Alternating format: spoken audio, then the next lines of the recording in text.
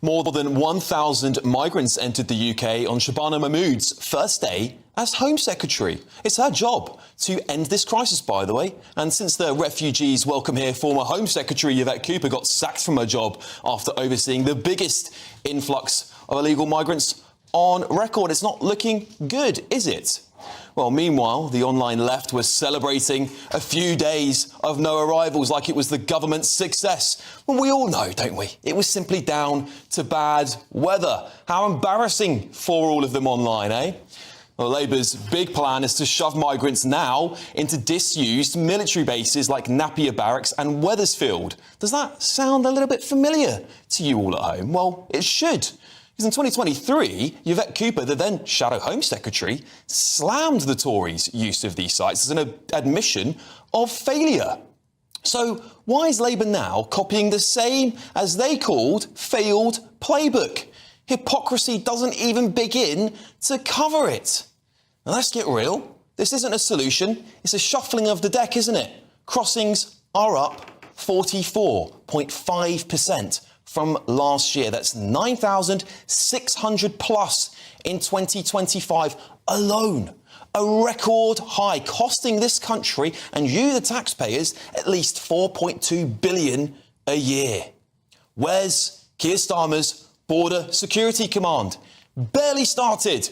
He's promised to stop migration at the source. But the Home Office admits 65,700 asylum seekers are housed here. Another record, a 10-year high. Well, as you all probably know, hotels cost £145 a night each for illegal migrants. All while homeless veterans are sleeping rough on our streets. Labour is still offering landlords a 5-year rent deal for illegal migrants, while British families struggle to even pay their bills. Tory Shadow Home Secretary Chris Philp has, in my opinion, nailed it. He said Labour's giving a better deal to illegal immigrants than tax-paying Brits. Well, how long is it until Keir Starmer is forced to accept the sane conclusion that everyone else in Britain has already arrived at? Only mass deportations will solve this crisis, as you all know at home. Well, let's get the thoughts of my slightly slimmed down panel, actually, tonight. Businessman and political activist Adam Brooks is here, everybody. We love Adam. Thanks for coming in tonight, short notice. Appreciate that. Political commentator Chloe Dobbs. And I do have an empty chair, unfortunately, because, as you know, there's industrial action taking place. And Andy Williams, who's going to be here at some point, hasn't quite made it in. I wonder if he's going to defend the unions when he comes in on this one. I wonder if he's going to defend them. That'll be an interesting one, won't it? So in the meantime, if there's a little bit of balance, because we have to be balanced, you know the rules, I'll be imitating Andy Williams. So how about that, eh? That'll be an interesting one for you all to watch at home. Anyway, let's get stuck into it. Adam, I'd love to start with you. What do you make of this? Because yesterday we had Reform Party conference. 2 days, I think it's their first ever 2-day long. I think they finished them a little bit early before. And it seemed to me, the minute after that conference had finished, Keir Starmer was playing his little flute going, oh, do you know what? We've done this one-in, one-out deal with Germany. We're going to put migrants in camps. What do you think's happening? I think anyone that believes Keir Starmer is going to get tough on illegal immigration needs to go and see a doctor, because it's not going to happen. He's a human rights lawyer. He's not going to go hard on illegal immigrants. At the end of the day, we shouldn't have any of these here. I'm not going to apologise. I don't want any of these people here. I want to look after our own. And I think the majority of the country feel the same way as me.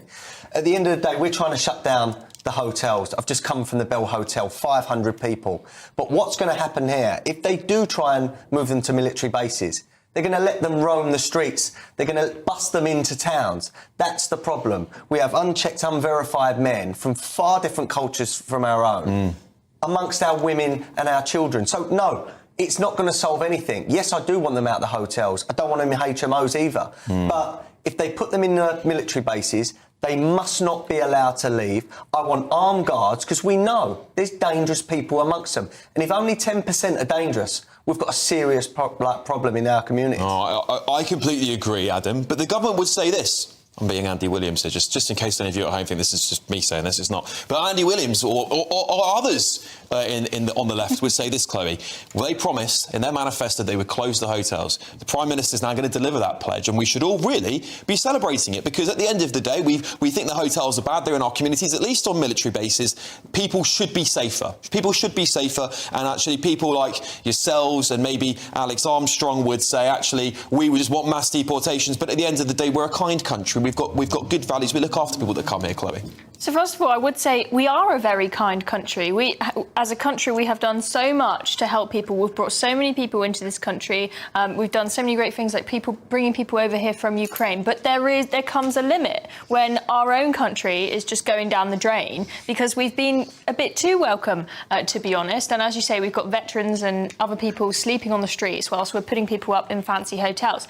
Now, to your point about they're going to meet their manifesto pledge, they might meet it. I doubt it. I'll believe it when I see it. But if they meet it, it's not going to be achieving anything meaningful, as Adam has pointed out, because you're just shuffling people around. If they don't have the tenacity to stop the migrants from coming in the first place and stop the huge flow of people coming in, it's just hopeless. I would rather they be in military barracks than fancy hotels, because I think the public are getting really fed up of seeing people being treated so much better than them and having a fancy stay here. But for me, what's crucial as a short-term crisis solution is that whether they're in hotels or military barracks, they are not allowed to leave. They're not allowed to leave the hotel. I don't think that's cruel. I mean, you go to... It is cruel. It is cruel, Chloe. The government would say it's cruel. The government would say you're putting... This is the equivalent... Sorry, again, I'm trying to get into... This is really difficult for me, actually. This is really, really hard. But the government would say this. They would say it is cruel. Or maybe the government would say it. Maybe other people would say... I don't know who'd say it. Maybe someone would say this. They say that is cruel because what you're doing is restricting their freedom. This is like turning into a sort of concentration camp, 1940s Germany style. Staying in a hotel or staying in the military barracks is far nicer than being in a concentration camp. The point I make is, if you're staying in a hotel and you don't leave, it's just like going on an all-inclusive bits to go on these all-inclusive holidays. So they don't even leave the hotel because there's enough to do in the hotel. They've got pools, they've got all sorts. I would say to you, Mr. Lefty, tonight, is that why don't people like you and the left criticise Greece, that are putting them in tents, that are detaining them, threatening to put them behind bars for 5 years, or mass deporting them? Why is no one calling Greece out on that? Why is no one calling out Germany or Austria that are going to start sending people back to Afghanistan or Syria? Why do we have to be the mugs in this country that have to be the soft ones? But what the left again is Keir Starmer is a human rights lawyer. Anyone that believes what he says on this is stupid. Well, what people would argue is they would say, you're moving the goalposts constantly, Adam. You say, right, we don't want them in hotels, and now you're telling me you don't want them in military guys. Well, the Tories did that, and then... so where does it end, Adam? Where does it end? Keir Starmer, we don't want them here at all.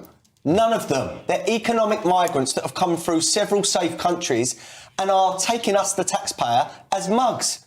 At the end of the day, let's look after our veterans, our own homeless. We cannot feed the world. The world is not our problem. Well, again, someone would argue, I'm sure, that they're already here, too late. The Tories caused this crisis. They're just dealing with the mess the Tories left them. And actually, they are, how am I phrasing this? We're a country that believes in international law, Adam. That's what it is, right? What do you say to that? Do you not believe in international law, Adam? I do believe in international law, but I also believe in our nation as a sovereign state. We look after our own. At the end of the day, this could be solved pretty quickly by declaring a national emergency, saying we're having no more. Other countries have pulled up their drawbridge. Other countries have said no more asylum seekers. Why can't we do that? And that is what the public want to know. Why can everyone else be harsh, but we can't? Why does our left-wing press say that we can't do things? Donald Trump solved this problem overnight. The left-wing press in America said he couldn't. The lawmakers said he couldn't. We can do it. It's just that our political force does not want to do it. They've got no will to solve this. Well, Chloe, again, someone would say you're just far right. Especially him. He's the furthest right person I've ever met, that bloke there, right? He doesn't speak for anyone. He's a far-right loon, right? I'm suing you now.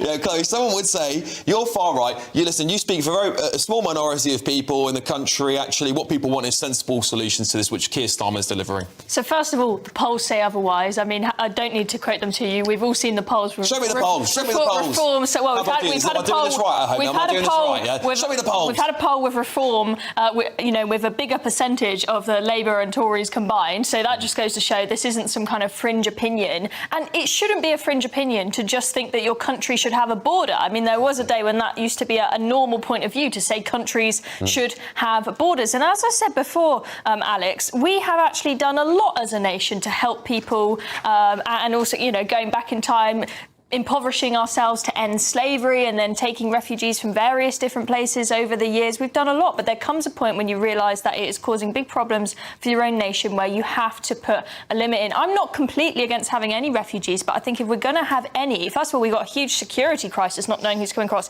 Has to be legal routes only, a limited number, and we should take the people who most need our help, which is women and children. I don't want to see another single man coming across this country. One more as a question refugee. for you, while I'm on a roll here, being a fantastic lefty Alex Armstrong I've gone tonight. right off you, mate. No, please watch next week, everybody. So what someone else would say, Adam, is they would say, well, we just got a new Home Secretary. She's seen as one of the more right-wingers in the Labour Party. You know, maybe people will argue that there's no such thing as a right-wing person in the Labour Party, but many people would argue that she's the rightest-wing member of the Cabinet. She's been pretty tough on the prison. She came down hard on the Sentencing Council. Should we not give her a chance? No.